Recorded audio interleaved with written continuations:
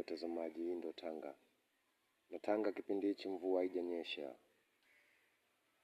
Je, ikiwa mifereji iko hivi bado haijasafishwa, unafikiri ikinyesha mvua itakuwaje?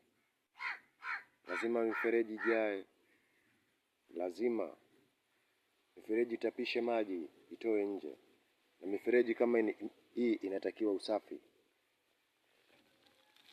kote.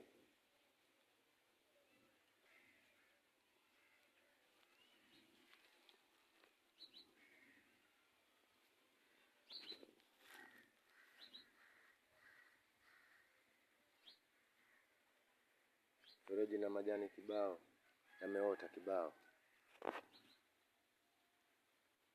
Na hichi kipindi hichi ni kipindi cha mvua ambayo inakuja, mvua ya ajabu.